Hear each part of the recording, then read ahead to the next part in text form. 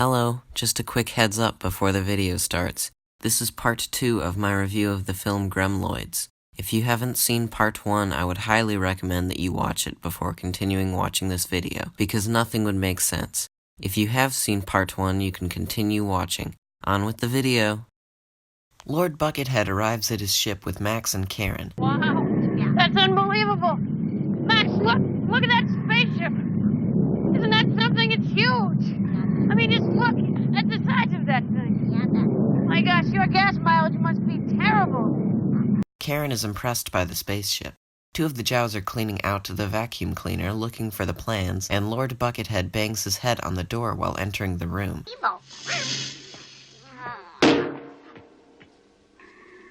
I'm assuming that's a reference to this scene from the original Star Wars.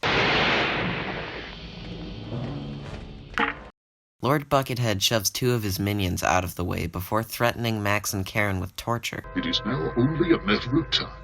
Oh, you are strong-willed and brave, but I remind you that even those with nerves of steel will crumble in agony when submitted to hideous torture.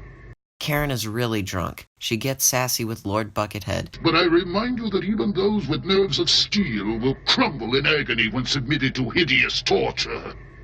I think he's gonna sing.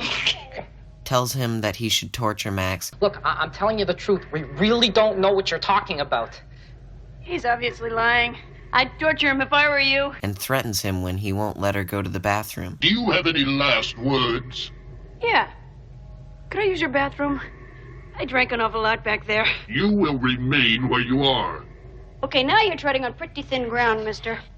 The Jawa minions are arguing about who should tell Lord Buckethead the bad news, that they're on Earth, because, well, you know what would happen.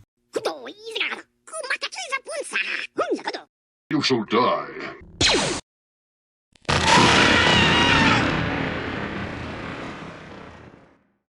One of the Jawa minions comes to tell Lord Buckethead that the Navigator has important news for him in the, quote, egg carton chamber, end quote. I also have an egg carton chamber, but it's just a room filled with egg cartons that I have acquired in my never-ending consumption of eggs, and haven't gotten to recycling yet.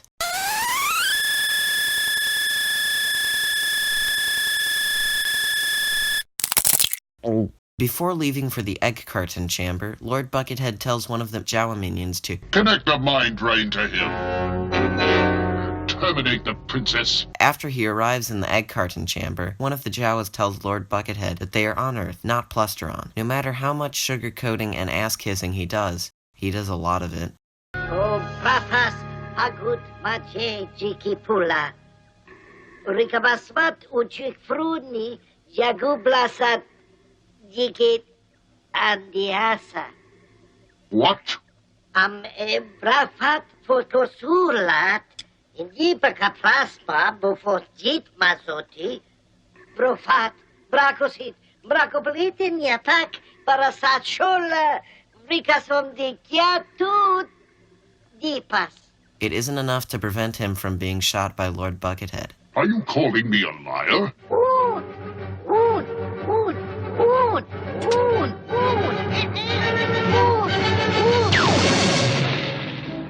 Good. Meanwhile, the minion moving Karen to what I'm assuming is called the termination chamber gets distracted on the way, allowing Karen to steal the ship's power source and free Max from the mind drain before escaping from Lord Buckethead's ship. Karen tries hitchhiking, but the person in the car doesn't like helping people to the point that they pull some illegal driving maneuvers just to get away from Max and Karen.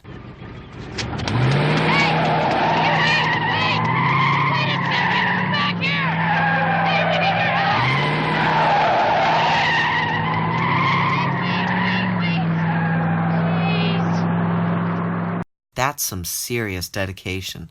Lord Buckethead spots Max and Karen and chases after them with his minions. Meanwhile, Hopper and the police chief are interviewing people about the aliens at the police station. They start by interviewing this guy in a wetsuit pretending to be an alien, but Hopper quickly sees through his facade. Why are they so big? My eyes? Why are they so large? Right, your eyes. Well... Is it to protect them from that bright sunlight on your planet? Yeah, sure, of course. That's right. The sun is so big on your planet, to accommodate all that light, you had to grow your eyes really big, right? I was just getting ready to say that. Right. Wrong, Mr. Lugo. I'm sorry, but if you have all that bright sunlight, your eyes would get smaller, not bigger. Oh. Then they interview this old woman. Let me get this straight. You say these aliens, they were small, brown, and very, very quiet? That's right. Yes. Mrs. Tunnelston, I don't know exactly how to tell you this, but I think they were actually some of your dog's duty piles. Oh. I guess that would explain how I was able to outwit them so easily. This man and his wife. They sucked the bone marrow out of Eddie. Yep, sure did. And this gymnast. And then the UFO went like this, and then it went like this, and then it went like this.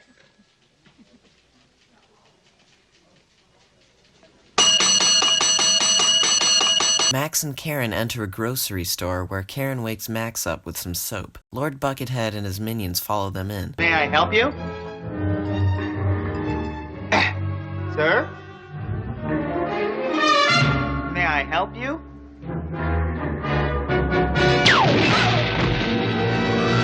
Just browsing. Oh my god, he just killed that cashier. Lord Buckethead tells his minions to flush Max and Karen out while he does the very important task of waiting outside. What happens next is a chase scene so action-packed that I don't know if I'll be able to do it justice. Karen drops one of the ship's batteries, but the Jawas are chasing her, so she leaves it and runs away. Max and Karen pour some oil on the floor to slow the Jawas down. One of the Jawas gets distracted by Star Wars cereal.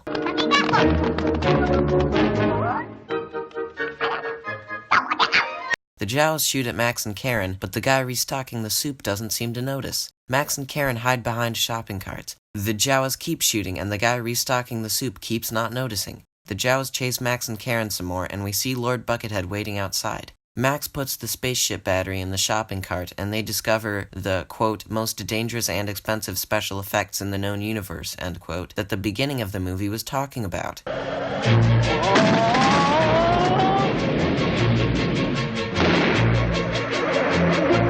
The Jawas do the same, and it becomes a flying shopping cart chase complete with blaster fire, spinning carts, and a Jawa drinking milk directly from the milk jug. The chase ends when the Jawas crash their cart right into the car Lord Buckethead was waiting behind.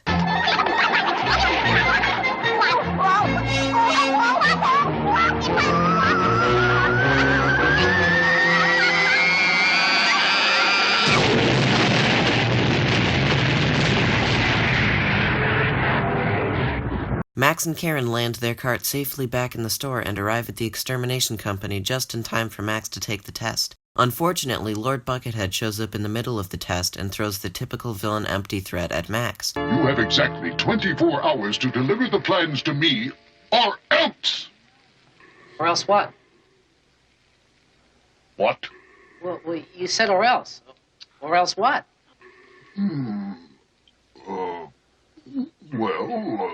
Max fires back with an "or else what," and it seems to work. However, Max doesn't know when to give up, and he ends up helping Lord Buckethead by providing him with a list of villain things he could do. What are you gonna do? Blow up the entire town?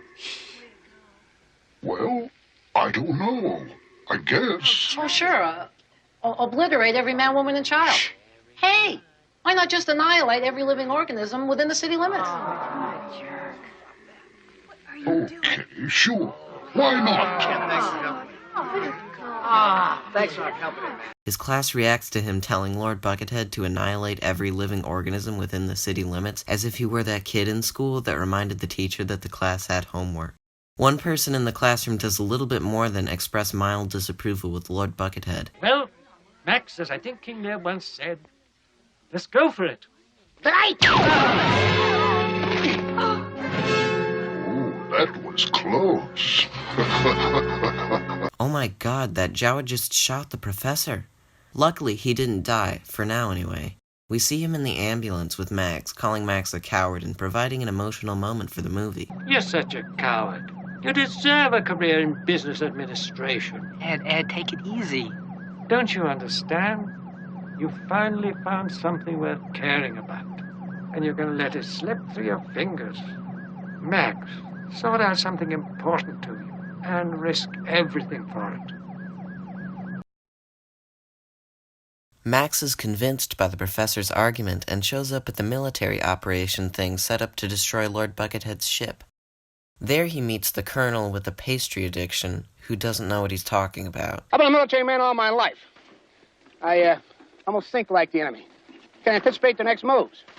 No, I don't think we'll have to worry about another attack until, sometime around midnight. Give or take 7 or 8 hours. Max reminds the colonel that they shouldn't attack the ship because there is an innocent human aboard, and the colonel tells Max that we can't risk the future of humanity for one single individual. Luckily, Max was prepared for this. He reminds the colonel of the value a human life has by showing him this picture of a woman in a swimsuit with Karen's face pasted on. I mean, where else, except in this great land of ours, can you fight for what you believe in? To face the enemy at tremendous odds, to save one single precious human life. The life of a fellow American in distress. No matter how physically attractive she may be. I believe I'm ready to take over now, Colonel Lax. Oh, Mr. Hopper, of course, sir.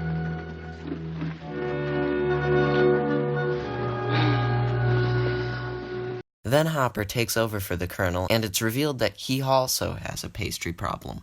Meanwhile, Karen is aboard Lord Buckethead's ship in her underwear, and the aliens are performing typical alien abduction shenanigans.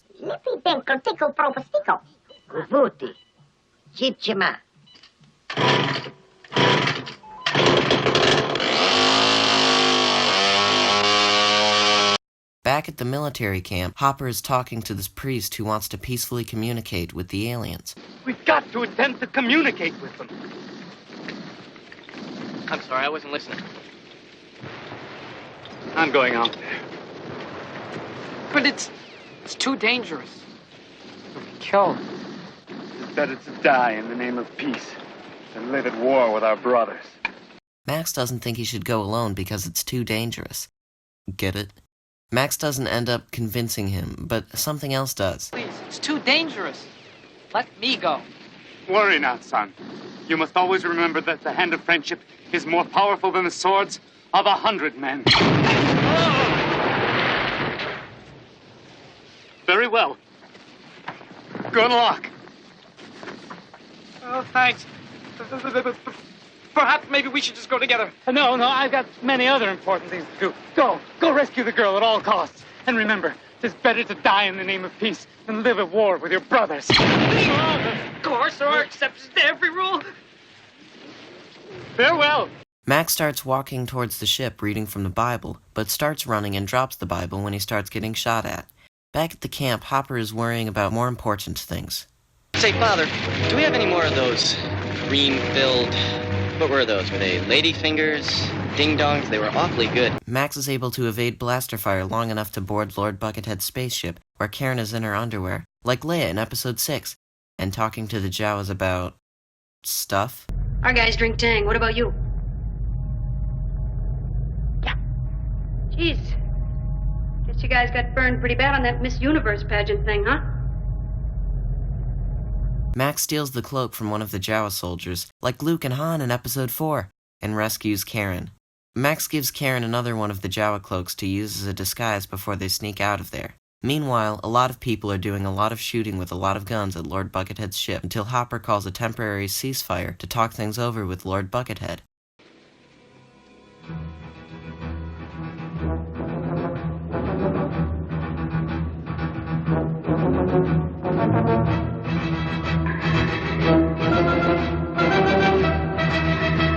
Okay, that's close enough. Okay, Freezer, we shoot.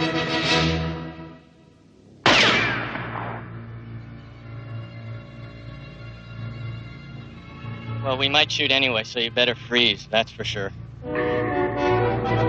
Attack!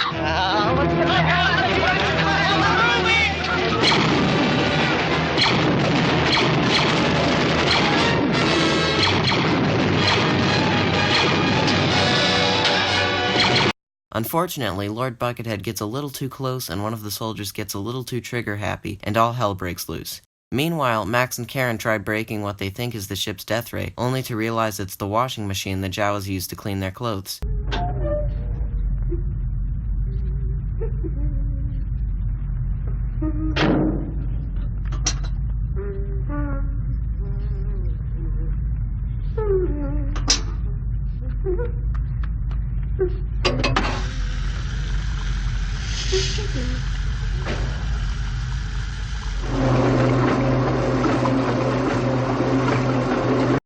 Eventually, the soldiers get tired of fighting, and Hopper asks Lord Buckethead if they can surrender. Look, I am exhausted.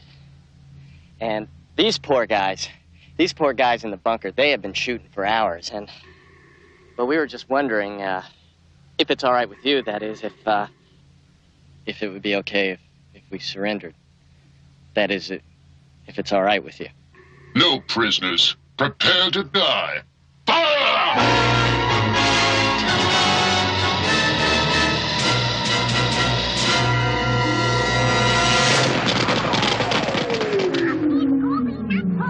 Excuse me. What? Well, fix it. Get him, boys! Go crazy! Hit him with everything you got! Attack!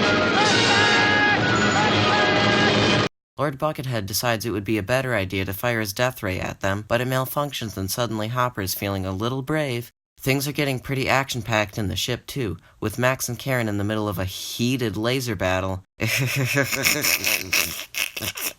I'll see myself out. Anyway, Lord Buckethead surrenders, and Hopper thinks it's a good idea to make fun of the intergalactic space lord. Mr. Tough Guy, huh? Hey, what's this? What's this, huh? Whoa, whoa, whoa! Hey, what kind of a low-budget planet are you from anyway, huh? Huh? Cream puff. Huh? Here we go. Whoa! Whoa! Oh! Thank you very much. Thanks so much. Oh my.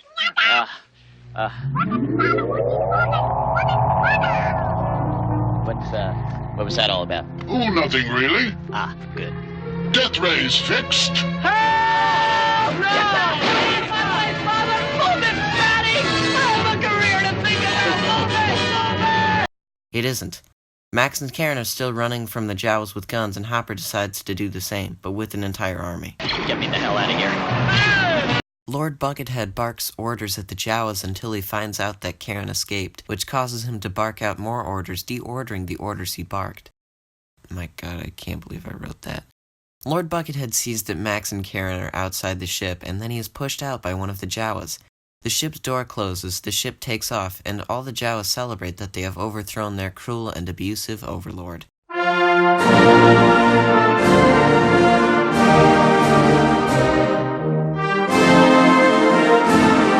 However, Lord Buckethead isn't celebrating because he's stranded on Earth, and Max and Karen aren't celebrating because they have to deal with Lord Buckethead some more. Lord Buckethead chases Max and Karen into the house from the beginning of the movie before almost murdering Max.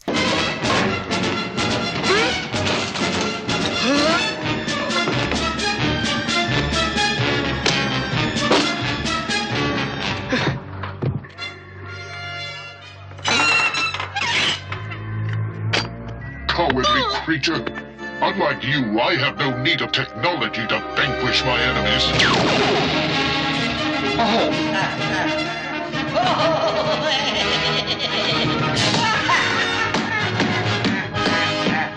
You were correct in your previous assumption about me, Evil One. I am Captain Starfighter, Master of the Universe. And now you have met your match. Luckily, Captain Starfighter shows up to save the day. Lord Buckethead whines about how he's unarmed, so Captain Starfighter tosses away his weapon. On my honor, I am unarmed. Good. Prepare to die. Lord Buckethead was lying about being unarmed. Luckily, Captain Starfighter has a trick up his sleeve. Good. Prepare to die. I didn't say anything about a supercharged electromagnet.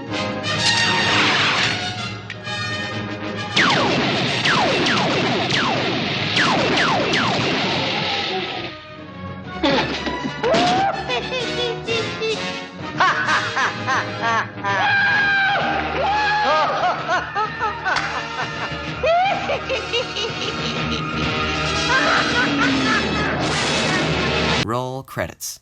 Oh, written and directed by Todd Durham. I wonder what other crazy sci-fi comedy B-movies he made. Todd Durham. Wikipedia. American filmmaker, comedy, known as the creator of the Hotel Transylvania film franchise? Holy large domesticated ungulate.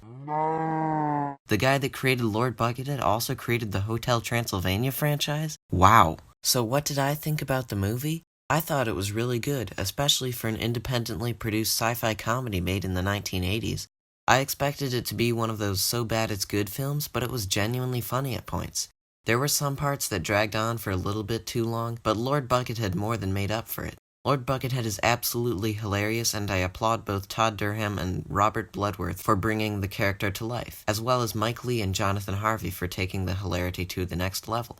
There were also a lot of hilarious jokes that had absolutely nothing to do with Lord Buckethead at all. Good evening, hello. Well, if if the UFOs landed and stuff, well, would we have to be friendly to them, or could we just kill them for fun, like with a high-powered, bolt-action Remington 222, or maybe even a semi-automatic Winchester 30-06 single cartridge? Huh? Karen is a well-written and acted character reminiscent of Princess Leia, who is brave or drunk enough to insult the villain to his face, or I guess Bucket in this case. Why don't you just put an egg in your shoe and beat it, pal? I thought the plot was a clever way to parody Star Wars. It's no Spaceballs, but really, what is? I looked on IMDb to see what other people thought, and their opinions of it were all pretty positive too. Overall, Gremloids is a cheesy and genuinely funny Star Wars spoof that I would recommend you watch if you're into cheesy B-movies, if you're a fan of the satirical political candidate, or if you just want to watch a funny Star Wars spoof. I hope you enjoyed this video. I've been trying to make videos about all sorts of things on a monthly basis for a little bit now, and I'm kind of enjoying it. If you enjoyed this video, you can tell me by liking, commenting, or subscribing, and I'll try to make more like it. In the meantime, you could watch the video I made last month about glam rock, or you could watch the full Gremloids movie. Goodbye.